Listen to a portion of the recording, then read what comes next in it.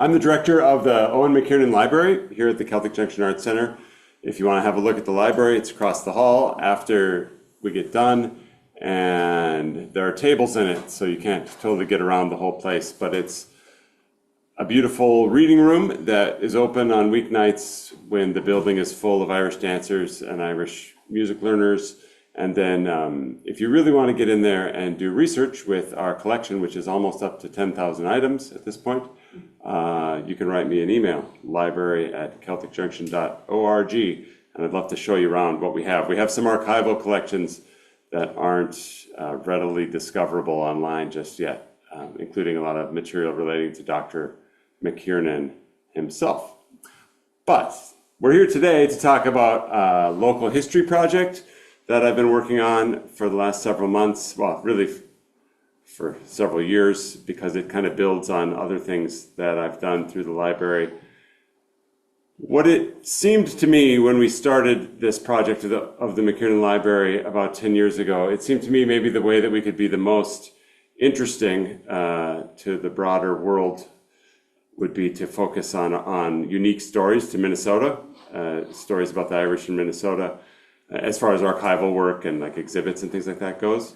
So that's what I've tried to do, and I'm a musician, so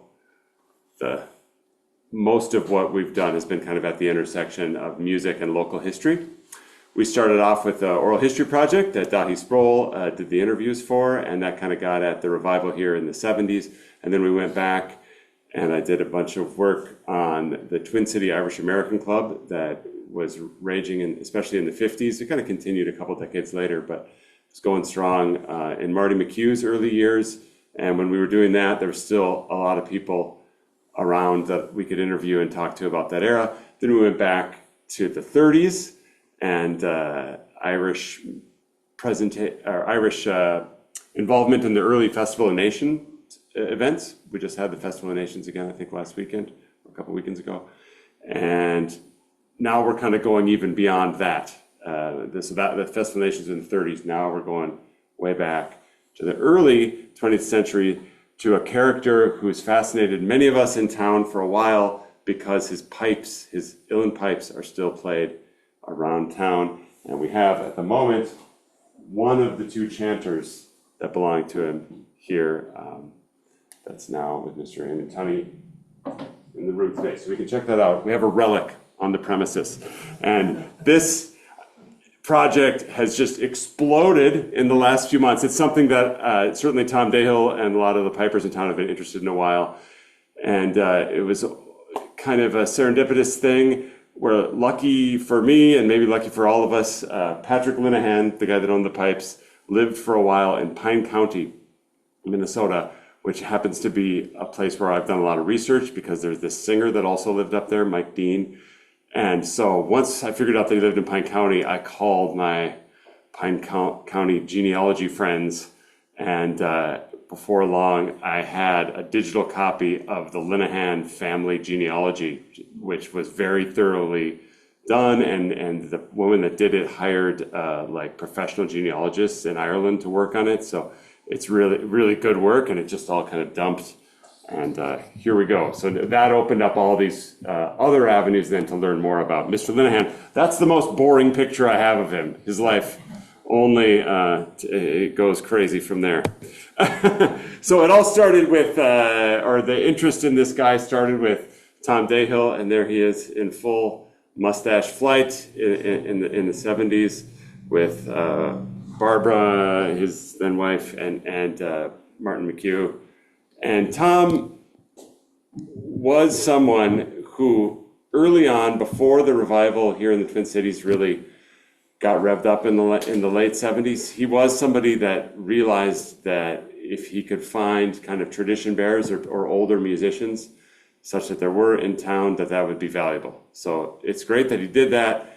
It's great that he reached out to not only Martin McHugh, who we all got to meet because Marty kept going for a long time, but also this guy, Patrick Hill from Tipperary, and there's a guy, Dominic Caulfield, that he also made some recordings of and did meetings with.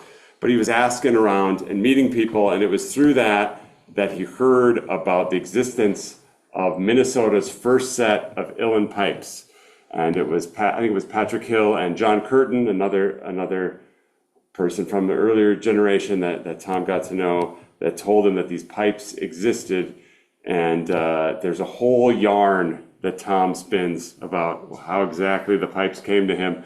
And I think it might even be partially true. I think I actually think it's mostly true. But it involves he hears about the pipes, and the widow has the pipes, or somebody from the Linehan family has the pipes, and then she meets a Highland piper on the bus and gave them away to this guy.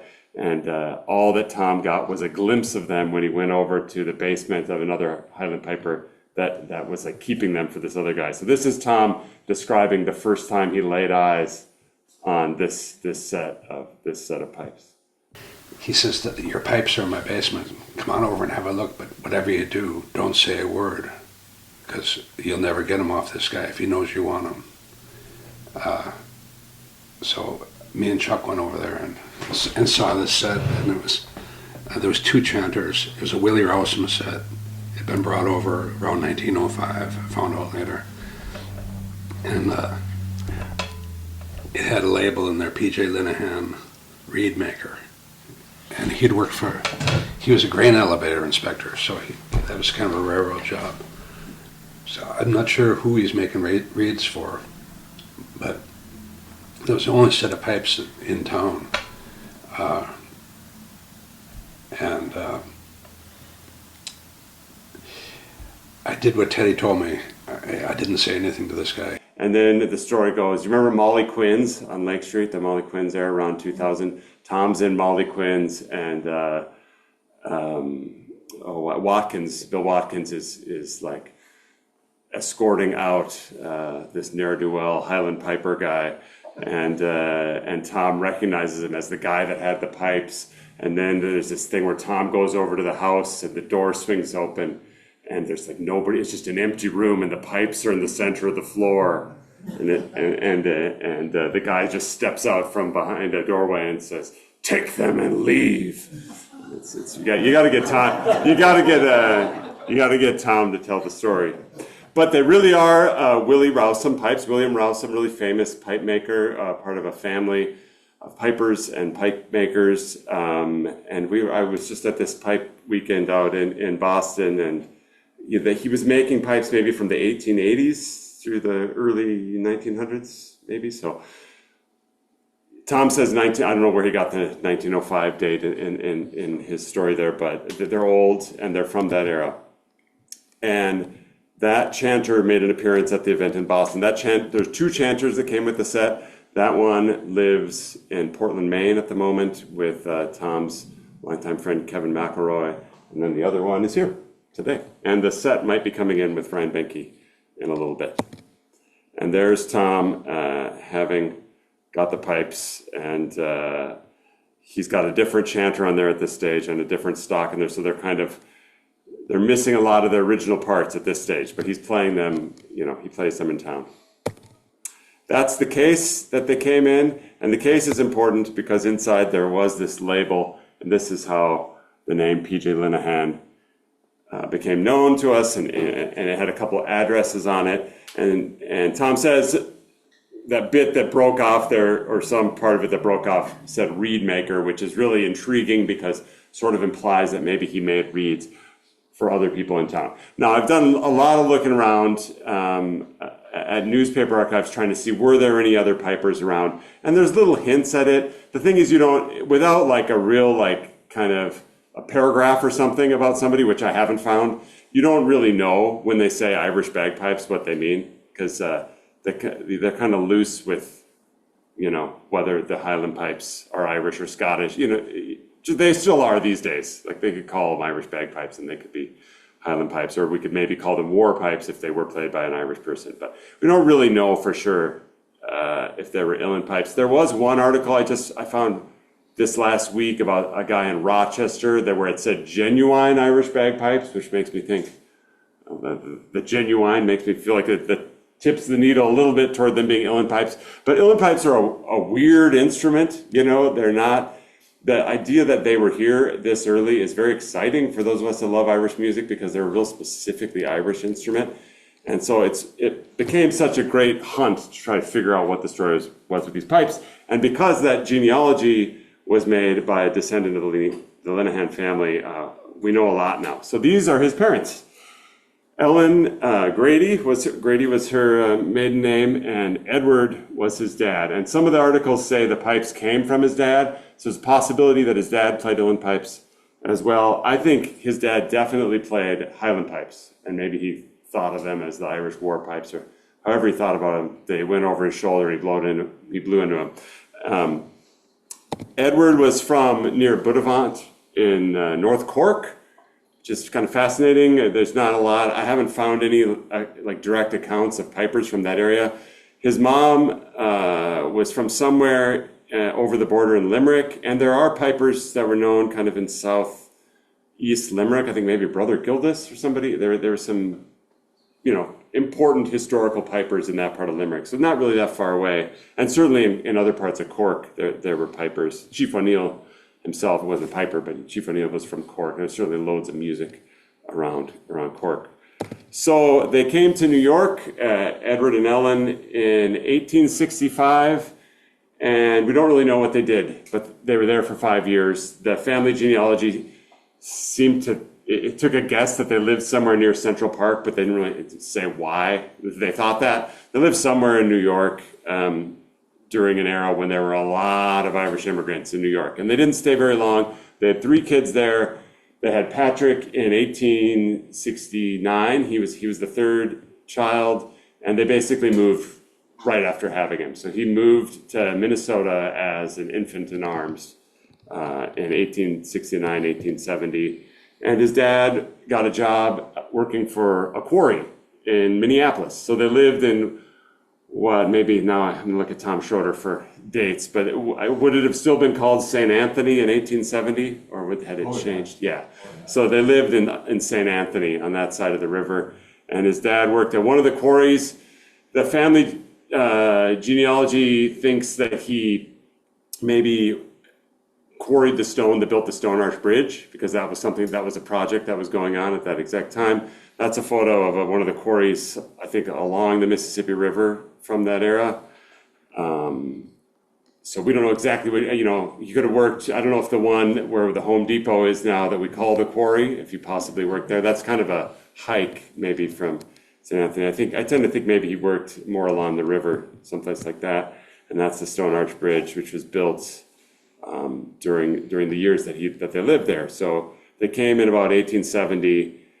And we don't know a lot about what they did for the next 20 years, but they were in that St. Anthony area, and poor Ellen was having a lot of kids, like people did in that era. There is one mention of there being genuine Irish bagpipes being played, and they're called melodious, which some of the other accounts of bagpipes, they'll say the shrill sound of bagpipes, which makes me think they're the stand-up ones.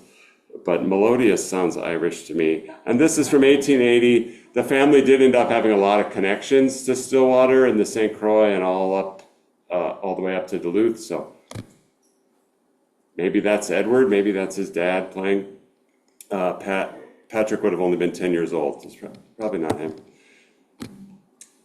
Then there was an uncle, Cornelius. This is a newspaper from much later. But it mentions his dad and his uncle. I'm almost positive that's who's being talked about here. And it says, flute solo by Cornelius Linehan. This is like an event for the Catholic foresters. Flute solo by Cornelius Linehan and bagpipe selection by Edward Linehan. So I think his dad definitely played some sort of pipes. And I think that's probably his uncle playing the flute, which would make his uncle, maybe one of the first Irish flute players in Minnesota. His uncle Cornelius had a son, John J. Linehan, who there's a lot of newspaper information about. He was blind, and he was kind of sent to study with Professor Perry, and he became like a child musical prodigy in the Twin Cities. I think he actually was based in St. Paul ultimately, but there's all kinds of articles about him, and he was a professional piano tuner as well, and he did concerts around town on piano and violin. And nothing seems like overtly Irish about what he played, but he was definitely a musician, like a professional musician, basically. Ellen, Patrick's mom, died in 1886 after having 12 kids.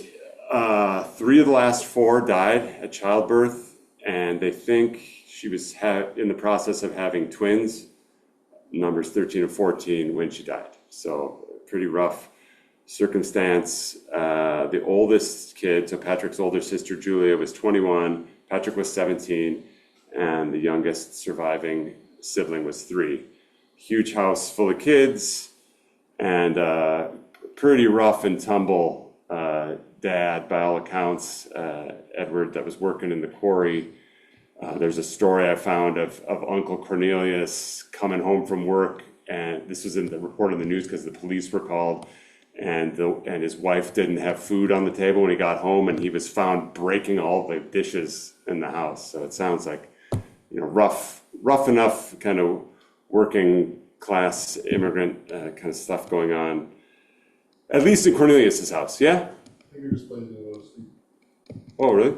Oh, okay. I caught it just in time. So after Ellen died, it is? Yeah, I don't know how to make that. Touch the screen. Oh, that's this one. Okay, thank you. Sorry, I forget that it's a separate mechanism. They moved up to Sandstone, Minnesota, right after, maybe 2 or 3 years after Ellen died. And the kids all seem to have gone. I think what happened was his oldest sister, the one that was 21 when his mom died, she married a guy in Sandstone. So they had a connection, and they moved up there. And Edward became a foreman at the quarry in Sandstone. So that's why it's called Sandstone. There's a big sandstone quarry there. And they got there 1889, 1890-ish.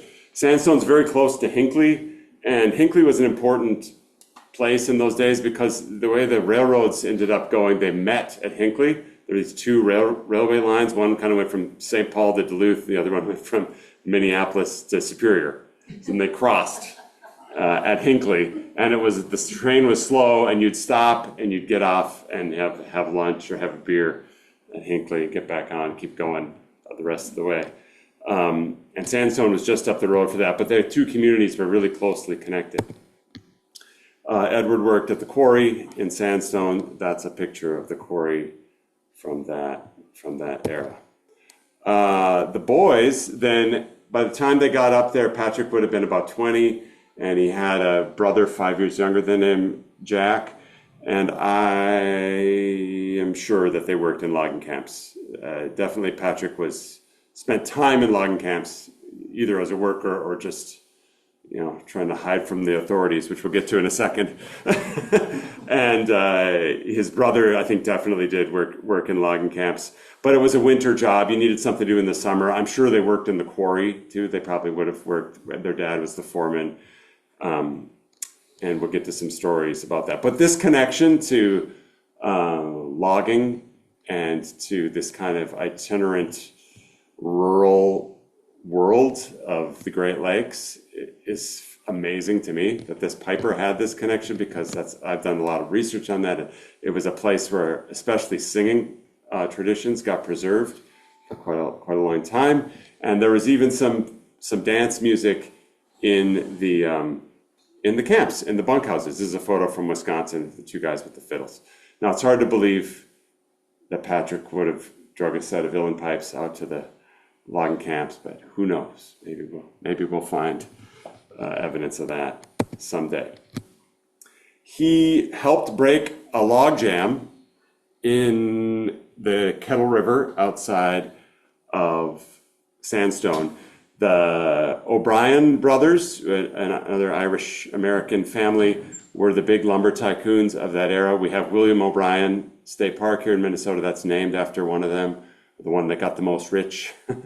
But the O'Briens were driving logs, and the logs got hung up north of Sandstone. There was a place that was called like Hell's Gate, or it had some awesome name. And Mr. O'Brien offered $100 who could break the jam. And Mr. Linehan Sr., this is Edward, selected his son Patrick and Patrick Regan to do the job. They were both young men at the time and ready for adventure. They loaded 200-pound boxes of dynamite into the wagon and started for the location. They found a very large rock that was the cause of the trouble, and were told the same rock had caused trouble before. They proceeded to remove the rock.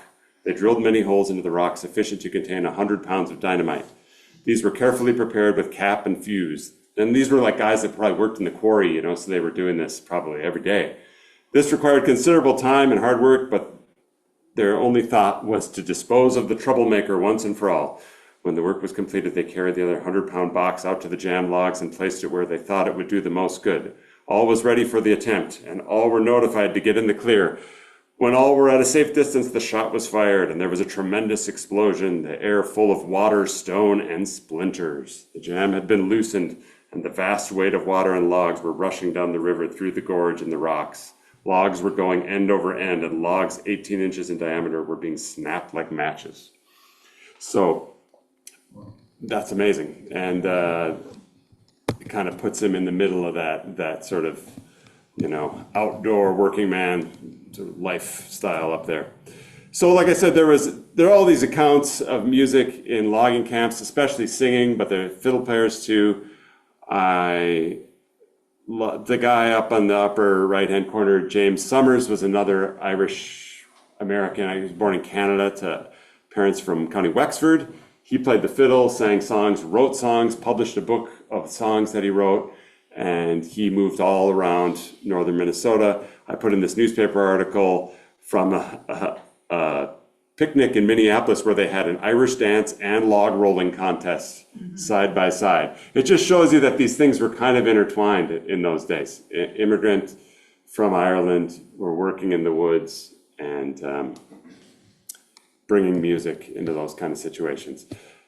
It was a big deal. This kind of meeting of Irish immigrants and Irish dance and music and logging camps was all happening around where Patrick was living there in Pine County.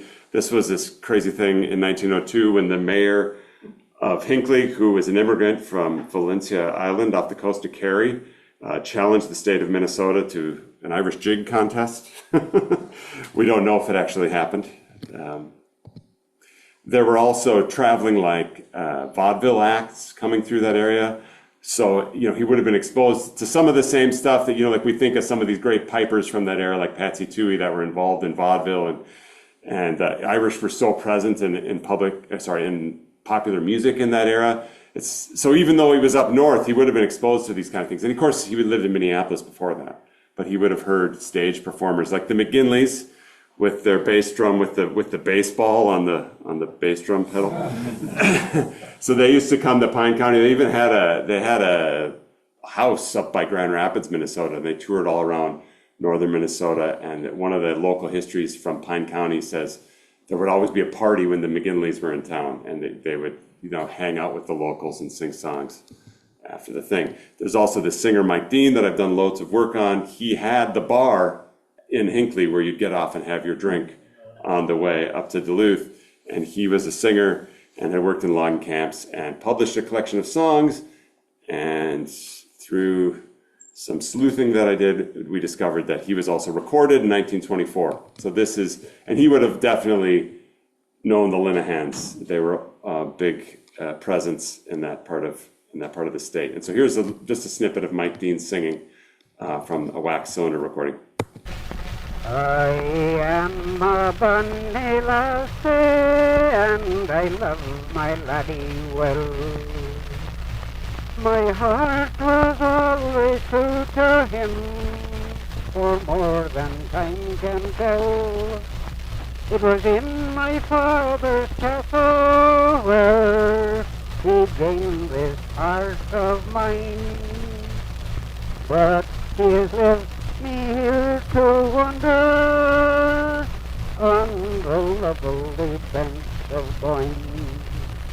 Red and his coal black hair in ringlets hung, his feet were like the rose. His teeth were like the ivory white, his eyes were black as sloe. So that was Mike Dean. Again, this is a guy that I've done years of research on. His parents were from County Mayo. He lived most of his life in Pine County and was kind of a journeyman saloon keeper, moved up all around that part of Minnesota, working in saloons. And then when he was an old man, he published a book of all the songs that he learned, not nothing that he'd written. That other guy, James Summers, his book is interesting because he wrote most of the songs in it. But Mike Dean, he sang traditional songs and music hall songs, a lot of kind of vaudeville and stage Irish stuff. But he was a saloon keeper, and there was singing in saloons in those days. It was only like a year ago I found this is an amazing recording, actually from Bemidji, from my hometown, for an oral history that was made back in the 70s of a guy that had lived in Bemidji back when there were still these singing lumberjack characters around. And he's describing this legendary singer from up there, Hank Underwood, the cuckoo of the North, who used to sing on the street corner in Bemidji, and a crowd would gather around him. I mean, this is like stuff like we think of like old ballad singers in Ireland singing on street corners. This guy used to do that. He used to also sing in the bars in Bemidji, and here the guy in the oral history is describing what it was like to hear Hank Underwood sing. And he compares him to a member of Fanny Davenport's troupe. So that would be another like touring vaudeville show. And Hank Underwood was so good, he could have been. And the rumor was that he had been in a touring show. So anyway, I just love this description. And this Dick Underwood's brother, Hank Underwood? name was Hank Underwood, had one of the most beautiful voices you ever heard. At them days, you've heard of Fanny Davenport, don't you? Yeah. Well, he was in Fanny Davenport's troupe as a soloist. And the drunker that fellow got, he'd have to back up on the bar and put his hands on the bar to hold himself up. And he'd sing a song that would make you cry. The clearest tone and a beautiful tone. I've heard that. But why that Did you fellow, hear it today? No, I've heard of it. Oh, why that fellow wouldn't keep sober and, make himself a fortune. oh, he'd made himself a fortune. But he just drank himself to death there in Solway.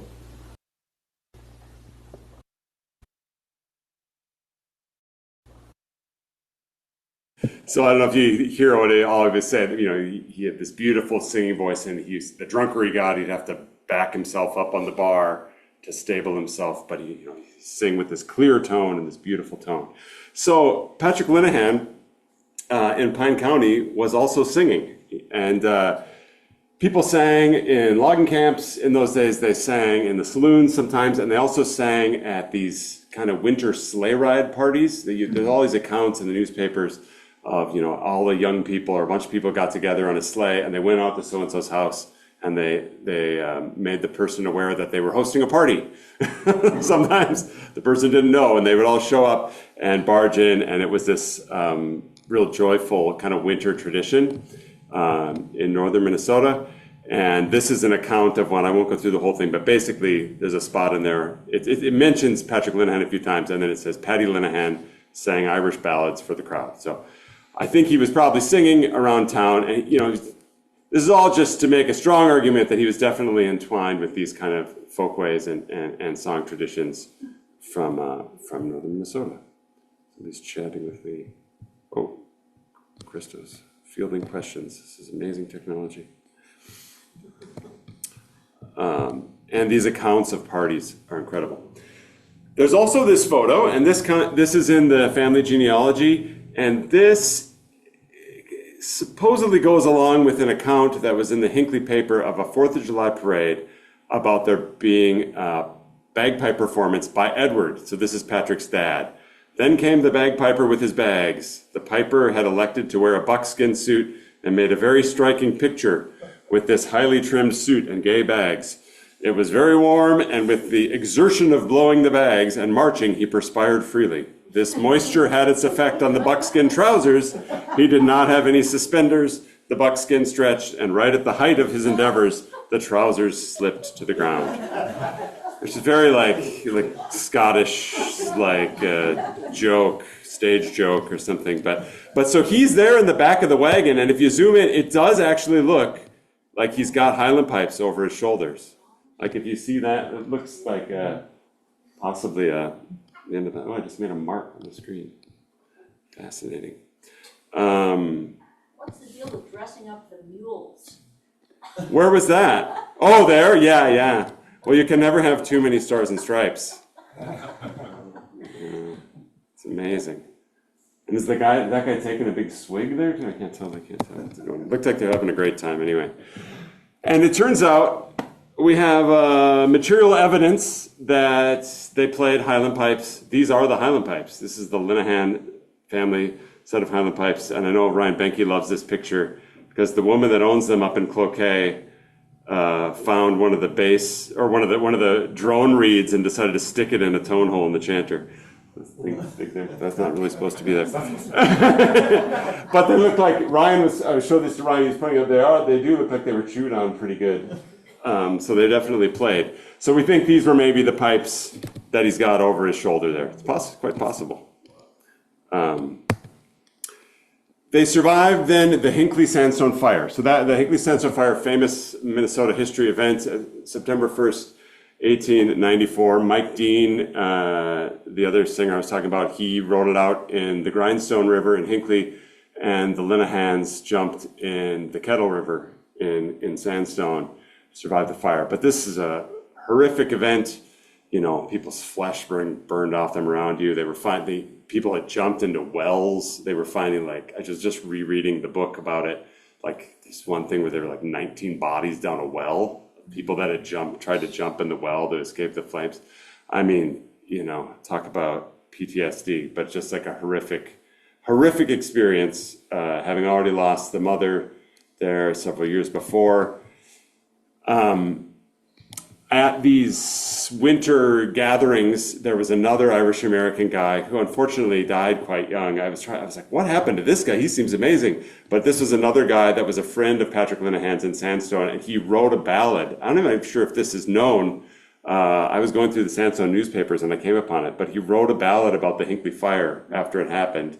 Dan Foran was the guy's name.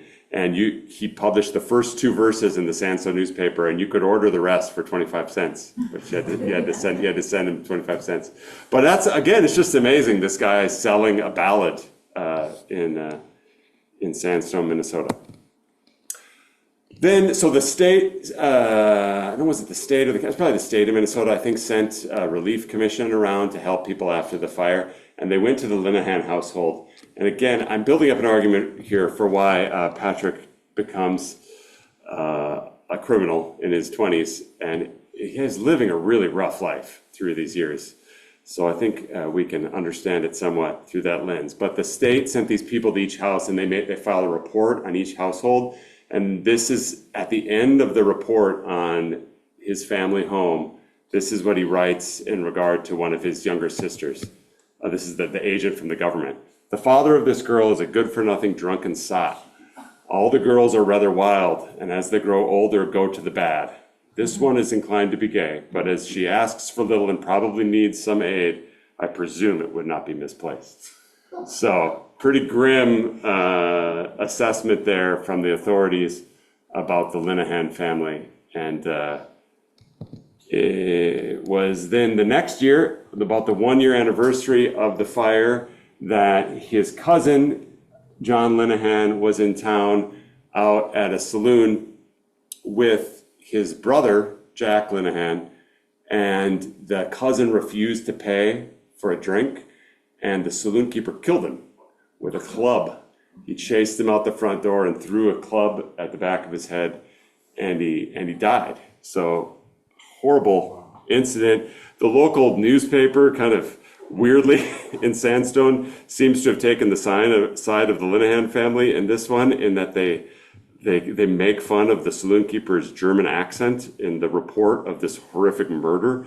They're like, Volk was seen by the courier man at the jail, and the only remark he made was, "Mein Gott, it was funny if I cannot defend myself in my own place of peaceness." Like it's, you know, as the story filtered through the other newspapers, there started to be a pretty grim look at the Linehans, especially because Patty then started acting out after the cousin died. That winter, he attacked another saloon keeper in Sandstone and did a few weeks in jail. And then Brian, what age would he have been? He would have been like 27. And then he attacked a saloon. Okay, was it the saloon keeper, or there was another one where they said he threw a switch on the train and made the train derail, and they sent him to jail. But look who he's next to in the report of who's in jail. That's the guy that killed his cousin. Wow.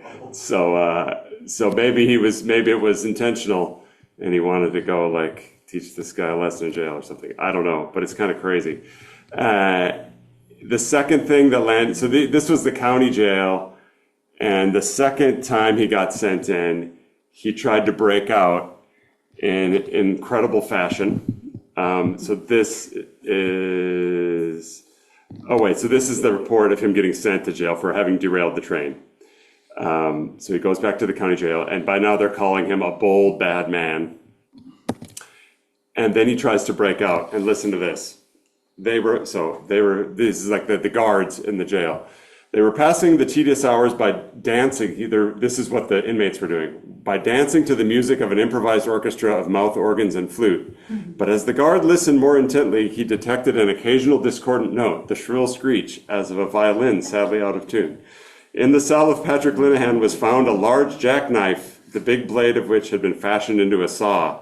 The sawing had undoubtedly been accomplished under cover of the music, and upon the approach of the sheriff or his deputy, they would hastily conceal the tool and would soap over the cut just made so that it would pass a reasonably close inspection. Pat Linehan is known to be an all-around tough, and without doubt is the head and front of the whole conspiracy. So they were playing flute and harmonica to cover up the sound of sawing the bars in the jail. He actually got acquitted of the train derailing situation, and they actually also acquitted the saloon keeper that killed his cousin. So I don't know. It was a wild time. They say like Minnesota is often referred to as the West in this time period, and definitely like Wild West, like it fits in.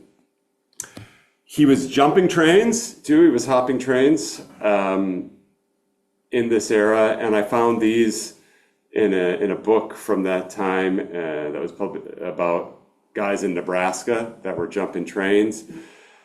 To ride on the trucks was to ride, like the three guys there riding the trucks. It's like kind of down right by the wheels. And they had, of course, many feuds with the conductors who didn't want the guys hitching a ride on the trains. And there's this whole thing with where, the terminology, are you a hobo or a tramp? Or I haven't gone all into the words, but he was doing this. And we know that because he got caught by an Irish-American conductor in Hinckley, Conductor Gilboy. Pat Linehan, a tough from Sandstone, so now he's officially a tough, was stealing a ride on the Eastern Minnesota Railway, and when discovered by Conductor J.W. Gilboy, attacked him with a club, and some of the other articles say coupling pin, which is that thing on the right, and seriously injured him. Basically, Gilboy lost an eye. And this was where we get the mugshot of Patrick Linehan. So that is Patrick Linehan, age 29, when he arrived at the state prison in Stillwater. He looks tough. He looks tough. Yeah, not the parlor picture. So those were the clothes that were issued in 1898 when you got booked, because his brother went in the same day. That's his brother Jack, who was a bare knuckle boxer and a baseball player in Sandstone. Looks fairly tough. And also photographed, though he'd already been in there for 20, 30 years, was Cole Younger, but same outfit. And so they were in there his brother didn't stay in long. His brother hadn't done anything too bad. He was out at 3 months. But Patrick was supposed to go in for 7 years. He got out on parole after 5. But he would have been in there with Cole Younger, which is amazing. Famous bank robber. That's the Stillwater prison. I think I got the right photo there of the right place from that era. There was a prison band. I like to think he played in the band, don't know. He did write an article for the prison newspaper, and it's exactly the type of article you would write if you wanted to get paroled. It's all about pulling yourself up by your bootstraps. And didn't Andrew Carnegie start out like poor, and then he just, what does he use? You know, if only you will practice self-denial.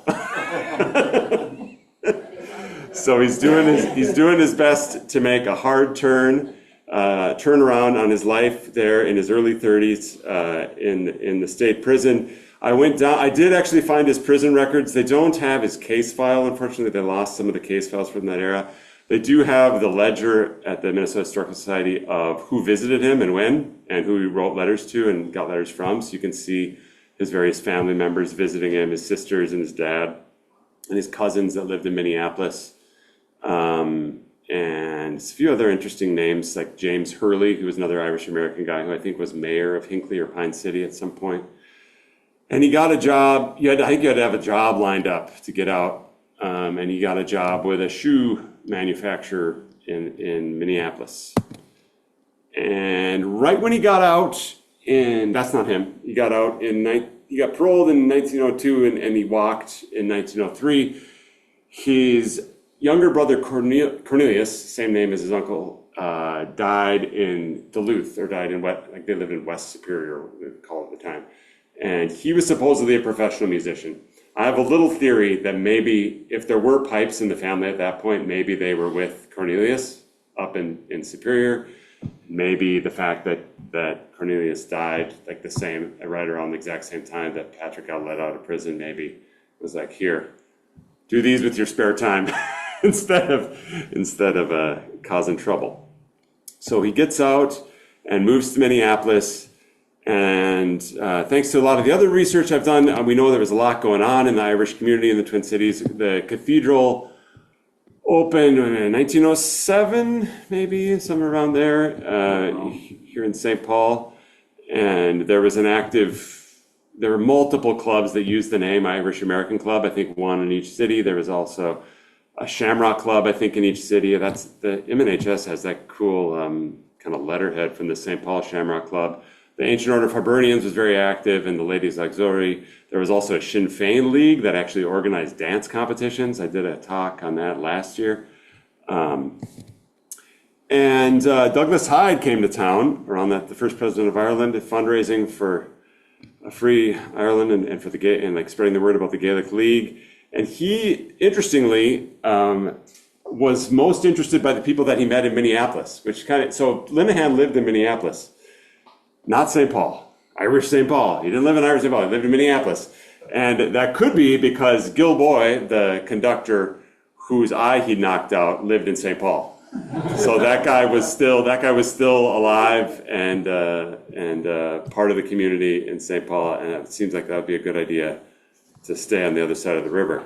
But when Douglas Hyde came in 1906, he went to this shoe store. Now, I don't think this is where Linehan worked, but it was another Irish-owned shoe store owned by this guy, O'Keefe, who I think was from Kerry, too, and there were these other two guys. There was a Linehan at the store. I don't think that's him, though, because it says he was from Kerry, though it's fascinating to think it might have been. But Douglas Hyde wrote in his journal that he met this Linehan and a guy named Casey, and Casey sang songs in the Irish language, and he even wrote one of them down in Minneapolis at a shoe store, which is exactly the employment that Patrick Linehan had in Minneapolis at the exact time.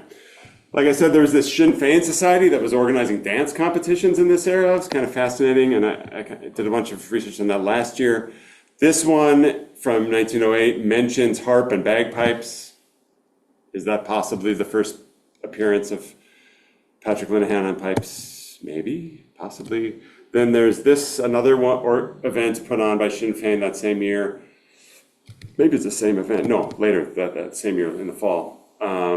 And that's a picture of O'Keefe again, the guy that Douglas Hyde met up with, and a fiddle player who was from Shieldsville, Jim O'Donnell. He was from an Irish community, Shieldsville, down towards Northfield. played for the dancing, and there's a mention of an Ed Linehan, 85 years old, and Edward Linehan, Patrick's dad, would have been still alive at this point. It would have been about 85, so maybe it's him that danced an Irish reel with the agility of a young man at this event.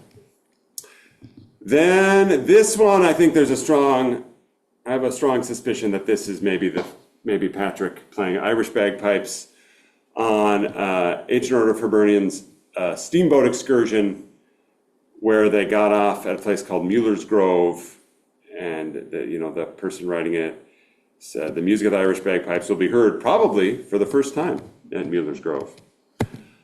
And maybe that is where this picture was taken, or somewhere else around this era.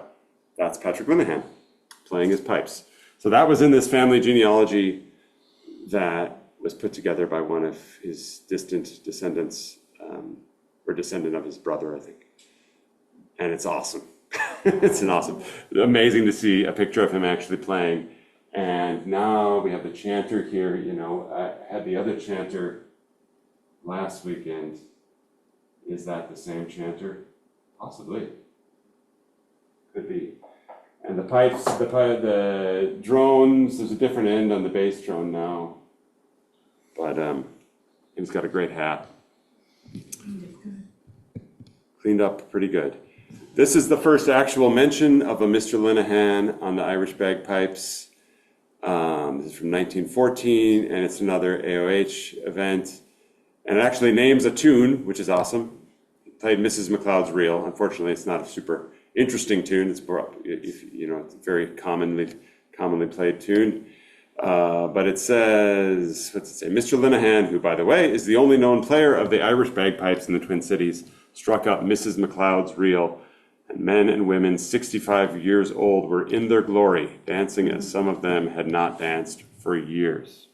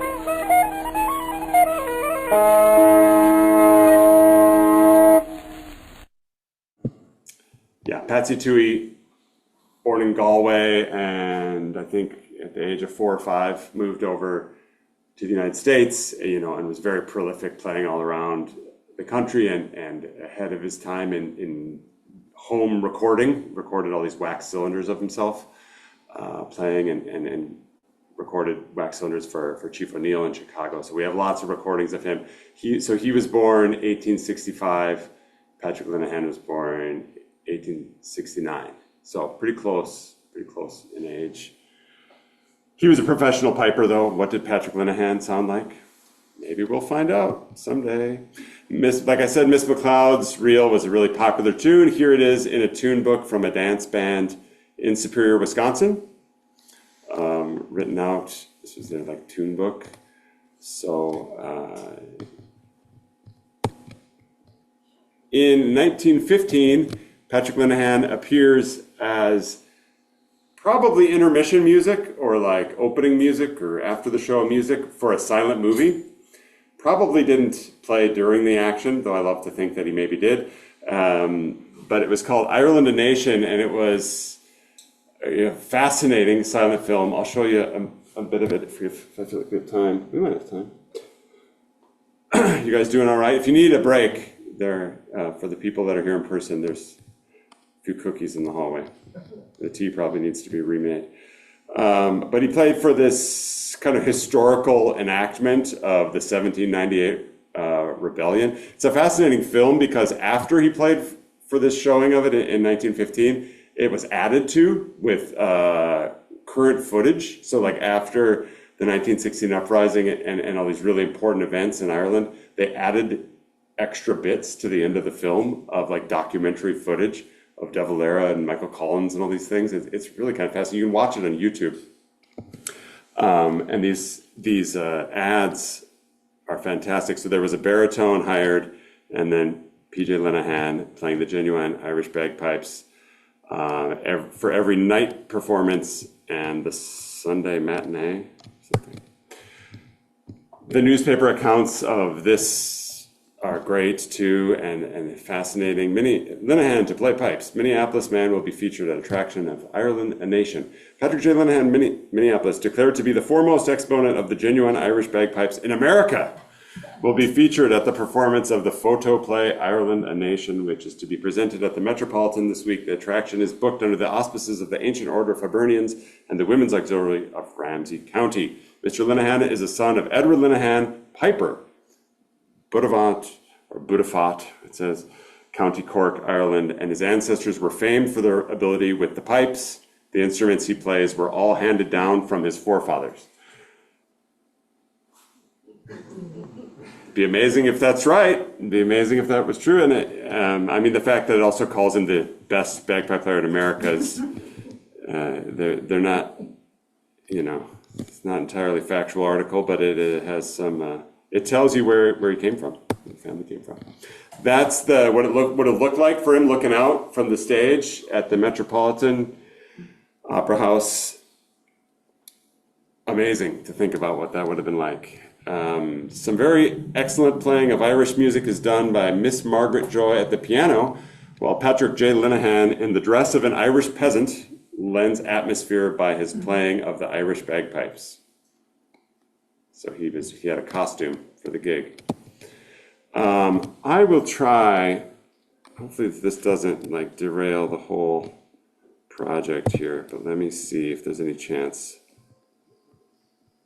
This is the scene I would have him play pipes for, if I was showing this movie. So I think these are the British soldiers, and that's the spy there. He sees that they're gonna come. Then they're having the secret mass by the river, and the spy warns them that the Englishmen or the British are coming. So they have an interesting idea of what to do to pretend like they're not having a mass.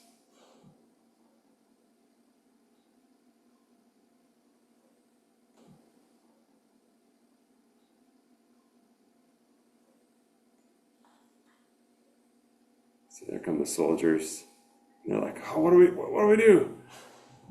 We'll pretend we're having a dance by the river. That's it. Pretend we're dancing."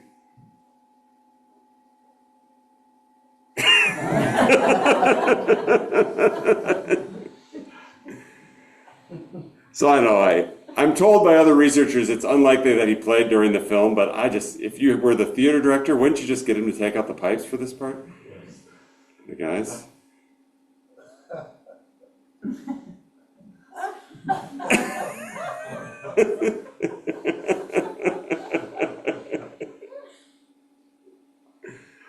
Oh, it's amazing. Oh, it's amazing. What year was that film? Well, it came out in 1914. Yeah. Oh, wow, that worked seamlessly. Amazing. Okay, so 1915, we also get this amazing newspaper photo of him with the cool graphic design behind him. That appears alongside a very long article that doesn't mention him at all about a big gathering of Hibernians in Erin, Wisconsin, which is outside of Milwaukee. Erin Prairie, Wisconsin. Erin Prairie? Yeah. Is it? Yeah. It could, yeah. Outside Richmond. Yeah. I should send you the thing. It's great. It's a great article. It's mostly about the church history of that era.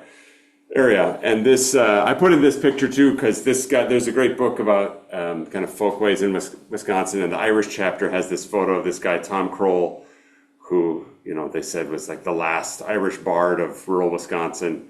And he lived somewhere near Madison and had won these fiddle contests, and definitely a working kind of guy, judging by the shape of his right hand. Is he missing a finger? He's missing a finger, yeah, he's missing the ring finger. But just to say that again, it's just interesting that he went all the way across Wisconsin, and it wasn't an event in Milwaukee. It was an event in a more rural but very Irish place, So part of my whole thing is there are a lot of interesting stories of the Irish people outside of the big cities, and we're familiar in film and in story and song to hear about the Irish in the big cities, but there are all these interesting little pockets. Back in Minneapolis, his family had always, since when they first came to Minnesota, they were part of St. Anthony of Padua Church on the other side of the river in Minneapolis. And so he's back there sometimes. Then you see him, like after them playing for that silent film, he shows up a lot in the newspapers, playing at events, quite active around town playing. By 1920, he'd got a job, or even a little sooner than that, he'd got a job as a grain inspector. So he worked at the shoe factory for a long time. He was an edge trimmer. So I guess you cut the leather off around the edges of the shoes. And then he got a job probably so he married a woman not too long after he got out of prison. He married a woman that already had a daughter, and they didn't have any kids of their own, but her daughter married a guy that was a grain inspector. And this seems to have been the kind of inroad for him to get this kind of respectable, or at least steady paying job. And he lived on, what do you live on? I shouldn't say. I can't remember. I want to say Grand. There's a Grand Avenue in Minneapolis, right? Maybe there. Anyway, so he played at the church events. He played for this fascinating dancer from County Kerry, Michael Dillon, who eventually became like a Hennepin County attorney. But he was, when he first arrived off the boat from like Tralee or somewhere, they published his resume of the Feshana that he'd won in Ireland in the newspaper. It said he was like available for dancing. It's like he won like first place at such and such fesh, second place at this fesh, first place at this fesh, and fascinating kind of thing. So you can find accounts then from the 19-teens. Features of the program were clog dancing by M.J. Dillon, that's that guy, Irish bagpipe music by P.J. Linehan, and an athletic contest. and that's something for the Fire Department Veterans Association. Then he's over here with the Grand Ball and automobile drawing for the new Hibernian Hall. So they had this Hibernian Hall in St. Paul, and another one, maybe one in Minneapolis as well. Here there's Uilleann's Orchestra furnishing the music in Hall number 1, and Sullivan's Orchestra, which will include the Irish bagpipes, furnishing the fun for the square and step dancing. So that's got to be him. Sullivan's Orchestra was fronted by Mike Sullivan, a fiddle player born in Ireland who grew up in New York till he was 30 and came over like 1916, like right before this, and was also very active performing around town. And the two of them teamed up, and they appear in these orchestras, which is very in line with what was going on in other cities around America, in Chicago, Boston, New York.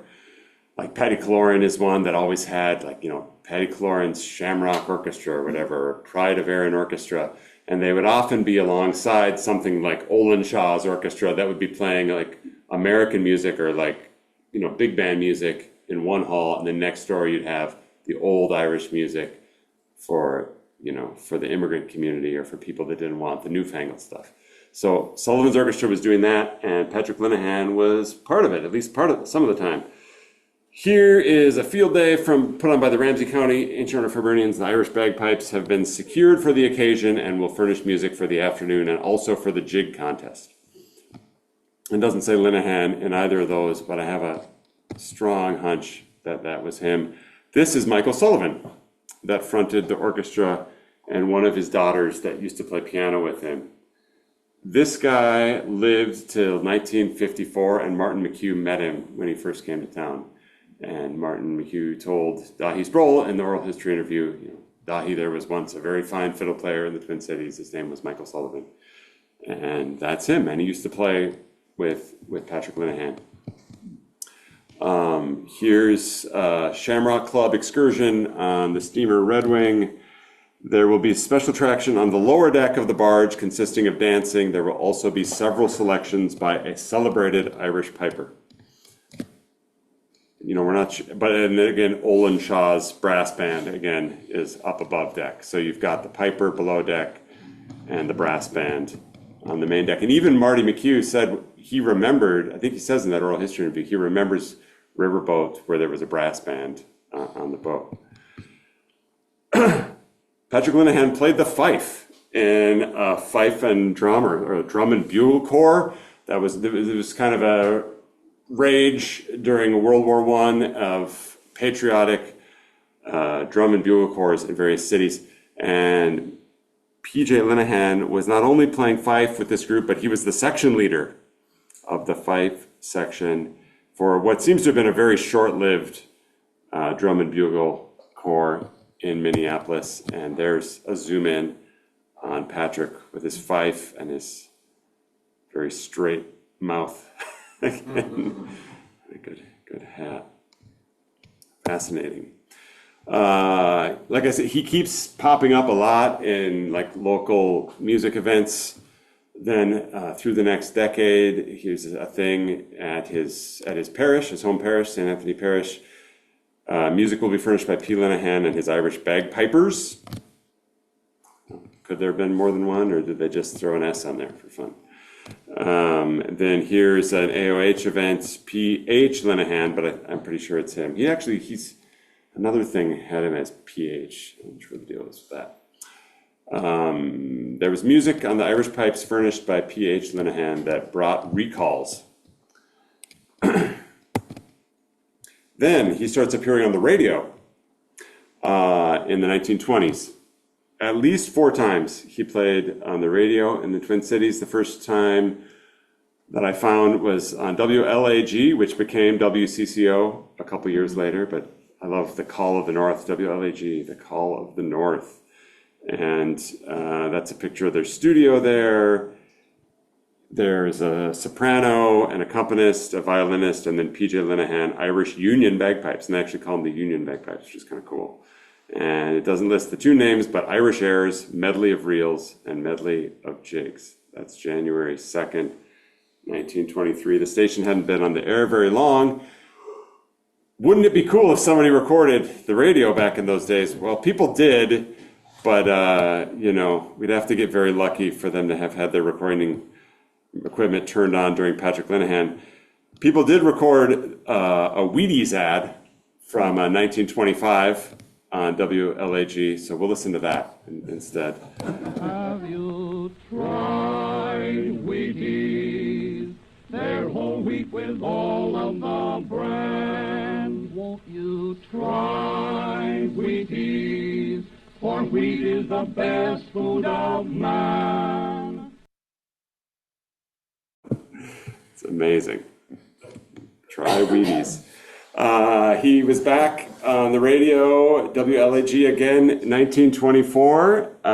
Again, I from what I kind of gather from looking at this and seeing how it's portrayed, I think he just played solo. P.J. Linehan, bagpipes, Irish airs, medleys, jigs, reels, and hornpipes. And then it lists A. Arnold played the fiddle, I think, Irish jigs on the fiddle. Irene O'Connor, soprano, and Eleanor Fremantle. She was the studio accompanist. You can find photos of her in the archives. And then they list the songs that I assume would be sung by the soprano.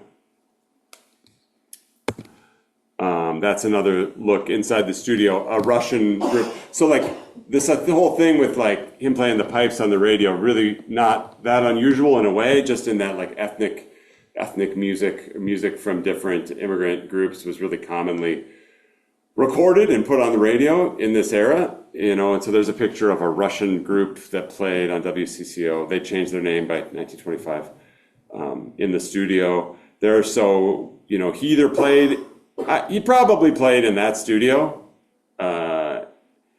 without there being much of an audience. It's possible they all, in that era, WCCO did do more like the kind of, Prairie Home Companion setup with a live audience. Just the way those listings look, I think it was probably more like this, probably more like a small studio rather than like a big publicly accessible event. His buddy Mike Sullivan won the citywide fiddle contest in 1926 in St. Paul with that awesome medal, Champion Fiddler of St. Paul. I'd love it if that thing surfaced someday. But Mike Sullivan was quite a good fiddle player. And there were all these, like he had to win like all several heats to get to the top. And when he won, they had a big party at Liberty Hall, which Marty remembers being the place that Mike Sullivan played in the early 50s. And it's where the Whole Foods is now. So at the corner, Liberty Bank used to be at the corner. So Liberty Hall was where Liberty Bank was. And now it's the Whole Foods there at Selby and Snelling.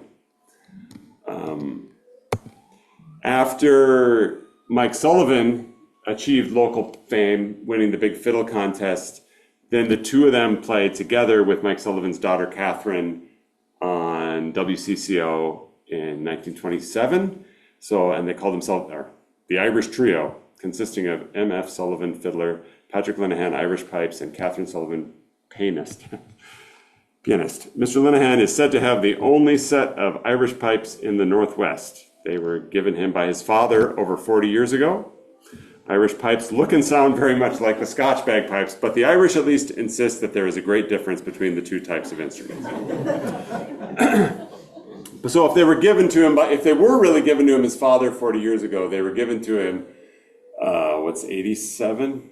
Am I doing my math right? They would have been given to him, 10 years before he went into state prison. It's possible. To play Irish pipes, the trio will play Airs of Erin in program on Wednesday. Irish music will be on the air at 10 p.m.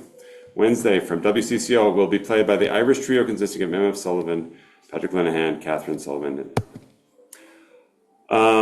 Here he is playing on St. Patrick's Day, 1927, for a big event in St. Paul, it looks like. And here again, it's Mike Sullivan, Irish fiddler, P.J. Linehan, bagpiper, it's a Shamrock Club dance. Yeah, for St. Patrick's Day. Did you go? What? The quote, although the Irish do not run their own government, Mr. Madden said they run the government of nearly everyone else. Yeah, nice. Yeah. Irish political. This is the fourth and final record of him playing on the radio that I found, and this is a different station, WRHM, Irish bagpipe to make debut over WRHM. A real Irish bagpipe will make its radio debut in Minneapolis from WRHM Monday at 9:30 p.m. TJ Linehan, missed the P. Minneapolis will be on the business end of the instrument as soloist on the hour of old-time music from the station. Maybe there's a recording out there, guys. Maybe. Here he is at a dinner. Again, this one, they've mangled the name so much, if it really is him, that it almost makes me think it could be somebody different.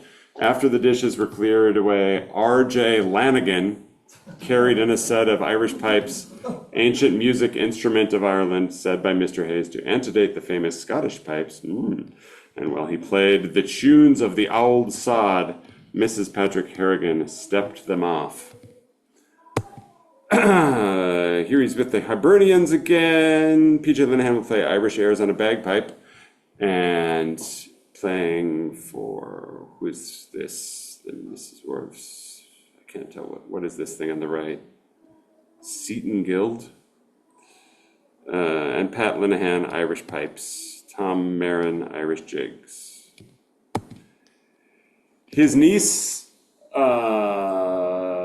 remembered when she was interviewed at some stage by, I think, the woman that was doing the genealogy, that Uncle Patty, so she used to go to their house, so him and his wife, Elizabeth, in Minneapolis, I suppose this was in the 30s. Uncle Patty was so straight-laced when I knew him, so he really changed his ways. So was Aunt Lizzie. We didn't see them often, and it was never at Aunt Mary's. The families were a little standoffish with Aunt Lizzie and vice versa. She was a very staid individual, and so was Patty. These visits weren't my favorite. There was nothing to do there. My uncle would play his bagpipe, and the folks would talk, then home again. So we're all destined someday to the obscurity of our relatives not caring a wink.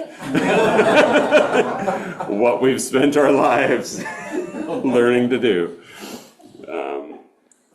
Amazing. But I mean, as unimpressed as his niece was, it does show him playing the pipes at home, which is amazing. You know, just to think, like he was engaged with it to the point that he would ignore his niece and play pipes.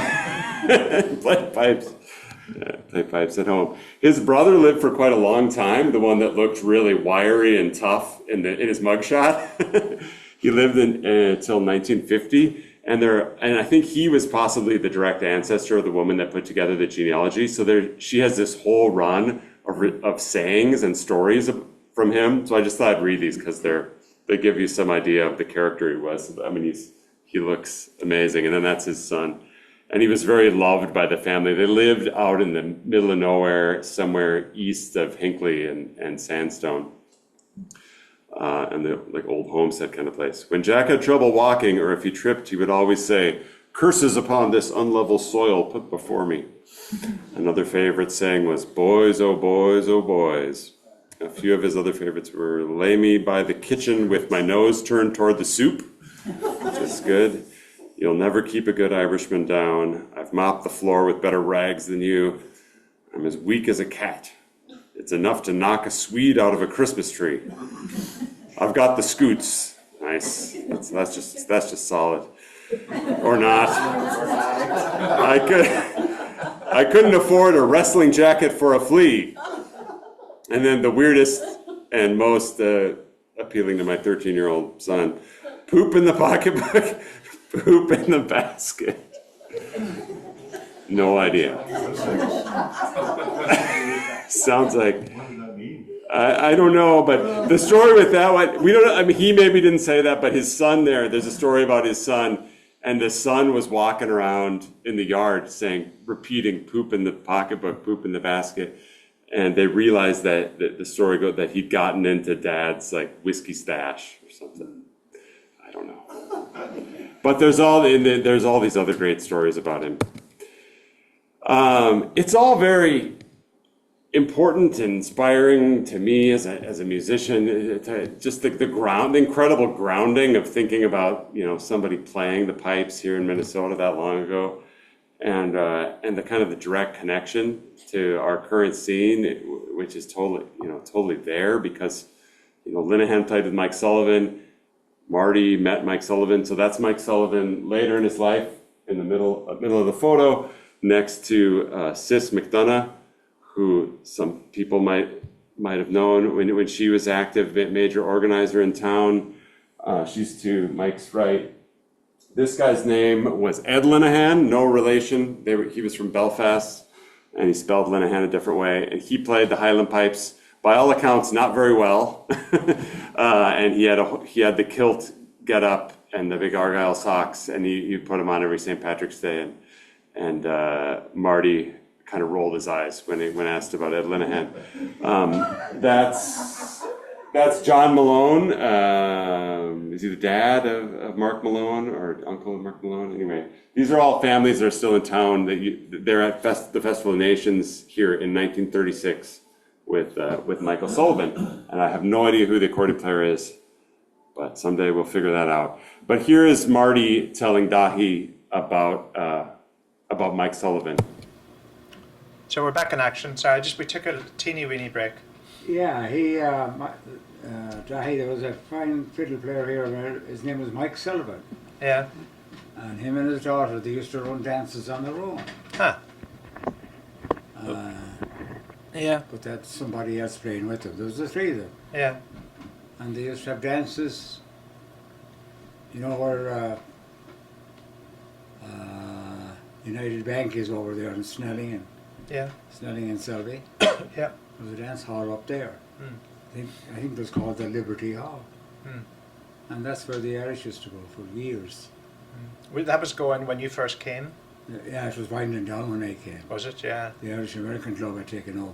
I see. So this is Yeah. probably the earliest Yes. venue that we can talk about then, this Yes. Liberty Hall. Yeah, Liberty Hall. Yeah. And Mike McGivney and the fiddle player and Paddy Hale, that's where they all went to do their dancing. And so did you met those people almost as soon as you came here, Oh, did as you? soon as I landed, And did they welcome you, another musician? Open arms. Great, yeah. Yeah. Did they have any tunes I that asked- you didn't know? I asked them after I was talking to them for a while, I got to know them. After an hour or two, Yeah. I asked them for a loan. And did you ever give the money back? No, the change this conversation. Marty, amazing. So the people that he's mentioning there alongside Mike Sullivan, and he said, and we know for sure one of these people definitely played with Mike Sullivan as well. If we start from the right, there are the two dancers, and that's Marty with the accordion, and next to him was a guy named Mike Nash, who was from Cedar Lake Township, south of the Twin Cities, and next to him is Mike Hughes, who is from down by, I can't remember the name of that. There's one of Bishop Ireland's towns, either by Benson or something down that way.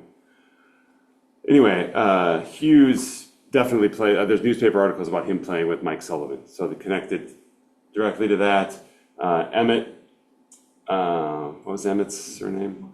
McCarthy from Cork with Marty. Emmett playing the saxophone and a basement party in St. Paul.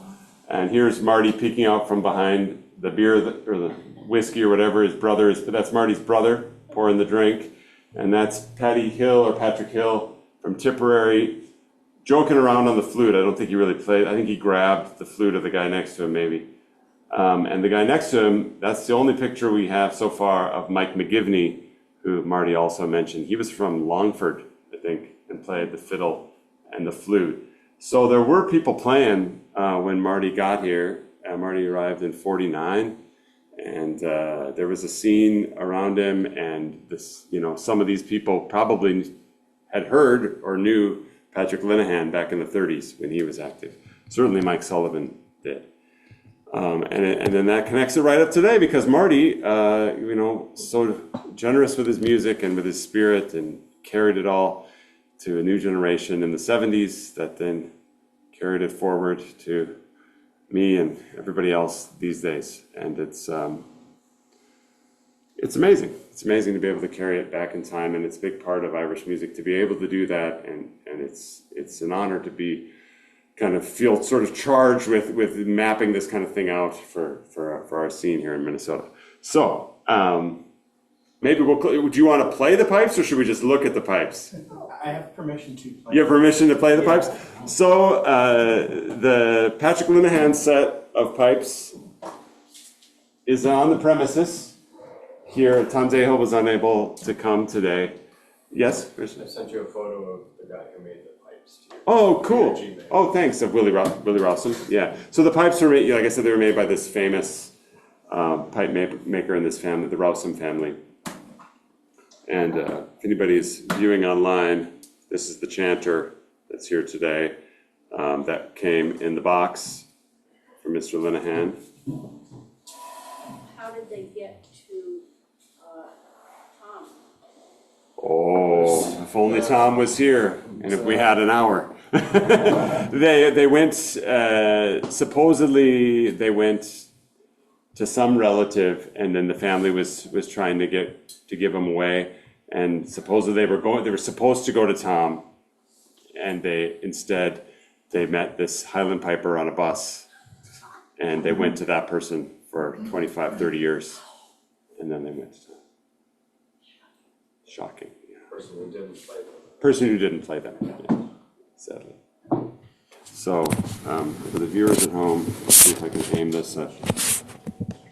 And it does say PJ Linehan on the inside of the page. Yeah, so maybe. That's great. It's good, right? Yeah, so maybe if Ryan plays a bit of a tune, and then we can have, we can just have a chat and any kind of questions, and All right, but if you have a question now, the pipes do take a minute to assemble. Yeah. So. Yeah, Jim? Is there some gap in there about the pipes, this set of pipes being given to nuns in Bismarck, North Dakota? I don't know. I mean, it could be. I can give you a little provenance on that one afterwards. Yeah, that'd be great. Yeah. Yeah. Kind of rings a weird bell, but I'm not sure. Okay. I know one of his sisters, I think, became a nun. I think. So maybe that's the connection, possibly. Okay.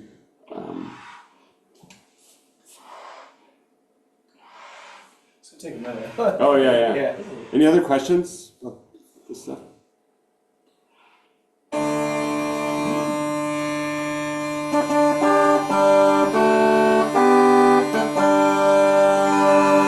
Oh, I might have to.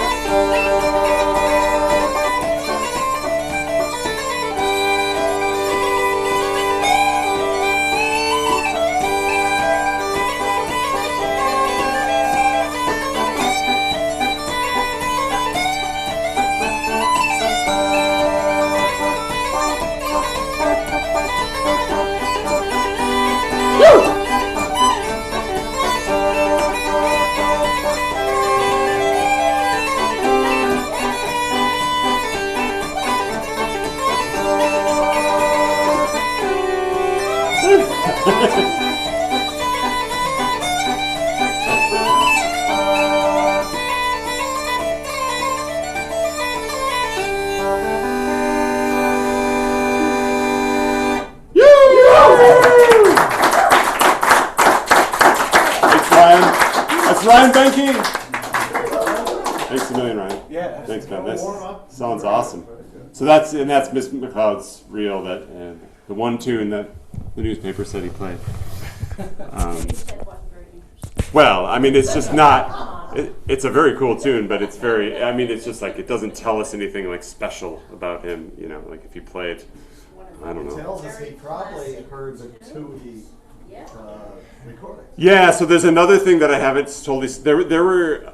It turns out a lot of Linehans in Minneapolis in this time period. So I haven't disambiguated everything. There was a Linehan that actually sold phonograph records in town. So. It wasn't him, but it could have been a cousin or it's not. And even in like northern Minnesota, there were ads for those Tui 78s and Tom Ennis 78s, like in Bemidji and stuff like. So it's fascinating. You know, he probably did hear that. Yeah. Also, 831 University out in Northeast. Yeah, 831 University. Cool. There's another address on there too. Yeah, I think the Grand Avenue was that if you remember many slides back, the fiddle player I said was from Shieldsville. I think he lived on Grand in Minneapolis. Any other questions? You all right? Yeah? Oh, I'm just curious, Brent. The fact that he's the only Irish pipes player around, how does he learn to play? It's a complicated instrument. Well, it kind of makes an argument that his dad did play. Okay. Yeah, I mean, and that's what the one article says. So I think... And that the instrument is his dad's, potentially? And that the instrument came from his dad, yeah. I mean, I think you're absolutely right. I mean, I think that kind of makes a strong case that his dad did play. Yeah. Which is even cooler in a way. Oh, super cool! Because that kind of makes his dad the first Dylan Piper of the Twin Cities. And there may be, there could just be like a newspaper article I haven't found yet where Edward Linehan has the Uilleann bagpipes or something that more specifically naming it. There's some art. I can't remember the year, but the Gaelic League like sent over a delegation. This Irish cultural and language revival organization that's really important in the late 1800s, early 1900s. They sent over this like delegation and they toured the upper Midwest. They went to Chicago and they met Chief O'Neill and these important Irish musicians in Chicago. And then they went to Duluth and they came down to the Twin Cities. And there was definitely, at the very least, a set of pipes that went along with that, because there's an article about it in the Twin Cities, and the pipes were displayed. And it has the name of the guy, Connor, blanking on it. I want to say O'Brien. Anyway, but I don't think he was from here. Like, so there were pipes in town. The Ivy Leaf, a show that famously had some pipers that played in it, it also came to the Twin Cities. So, you know, they came through for sure, you know. But did we have a resident piper before this family? I don't know. Well, I mean, learning the pipes would have taken prolonged exposure to the teacher. Yeah, and so yeah. his dad, considering when they lived in a few different cities, his dad was probably the one most likely to be that source. You would think. Yeah, you would think. Yeah. And how would you maintain the pipes all those years? I mean, would you be making the reeds? Supposedly there was a little snippet in here where it did Where it said reed maker, yeah. That was part of the enticing first bits of information that we had when Tom got the pipes. I've always thought that, you know, that if you think of all the waves of Scottish immigrants and Irish immigrants and Scots-Irish immigrants all through the East Coast, you know, and all the music that came, you know, you're expecting to have in songs and everything, but you don't have pipes. And I've always thought, you know, like in the mountains, Appalachia and all that stuff, I've always felt the pipes were such a difficult instrument to maintain. Yeah. You know, particularly in changing climates and all this stuff. And it was just, they were too delicate a rose to survive. Too much. That makes a lot of sense. Complicated, Yeah, or, you know, like, I can't imagine having him in the logging camp shanty in the winter, or how would they have survived the fire, you know, like, I mean, I wonder if he was really even there for the fire too, because him and his brother were so itinerant. It could be that, like, maybe he had the pipes and the pipes didn't need to survive the fire because he was off in Duluth playing in a saloon or something there, who knows what. Well, there was also the occasional likelihood that someone would pawn them in hard times. Yeah, and they certainly had the hard times.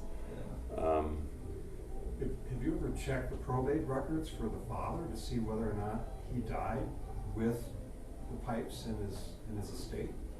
No, that's a good point. Those are sometimes really detailed. Oh, cool. Yeah. No, I have I know the death date and place and everything for his father. So, Was he in Hennepin County? No, I don't think so. I think he stayed up with with Patrick's sister up in Pine County, I think. I mean, the family, you know, when I first heard that they were in Pine County, I just was like, oh, well, they went up there for a job and then they all moved back to the city. Because, you know, you get used to kind of assuming that everybody ends up in the big urban area. But most of them actually stayed up there, most his siblings, as far as I can tell, or continued on to Duluth. Some of them were in Duluth. Because they count the forks and the curtains. And those probate records, They get really detailed. Yeah, I mean the record of the letters and the visitors in prison was really cool. And you hope your ancestor was in prison or the same as. Well, I mean like when that mug shot is amazing. Yeah. I ran across those. Yeah, geez. Oh yeah, it really looks massive. I mean, yeah. We were mocking his statement of coming to Jesus, and but actually it sounds like he did it straight and narrow for the rest. No, I think so. You know, I mean, this 5 years of sitting in the state pen will get you thinking. You know? We call that pattern the Stillwater tartan. Oh yeah, it's a heck of a shirt. Yeah, Kate liked that shirt when I showed you that shirt. I thought what was interesting about that shirt. Oh yeah, you were saying when you first got your prison garb, the first shirt you got, all prisoners would get that plaid shirt, and within a certain period of time, if you behaved yourself, you were elevated to kind of like a white uniform. But if you were naughty, you went down the scale and you got a wide black and white stripes. Stripes, yeah. Which would identify you in the community. And the other thing that I thought was interesting was that they had their own tailors in the prison. Now, I don't know, and they made their own clothes there. And I don't know if that means they wove the fabric there or if they wove the fabric elsewhere. But I thought some of those little particulars were fascinating. And there's fun little follow-up things, like maybe he learned how to cut the edges off shoes, and maybe they're making, I don't know if they were making shoes in Stillwater Prison. Make shoes there The other thing that's kind of fun is, and I haven't found any accounts of them playing horseshoes in the Stillwater Prison, which it seems like it would be, why would you give guys like that horseshoes? But when he comes out, there's this article in the Minneapolis paper, and it's like, the darkest of dark horses arrived at the horseshoe tournament last weekend, and he beat everybody. Like this guy that nobody had ever met, this guy, Patrick J. Linehan, like shows up and he like blows away all the competition at horseshoes. So you imagine him like sitting in his cell, like, throwing something against the wall. Well, he trained with coupling pins. Though. Yeah. And that coupling pin is no joke. Jeez. Amazing. Well, it's been such a fun project, and thanks for listening today and have a chat. Yeah, thanks guys.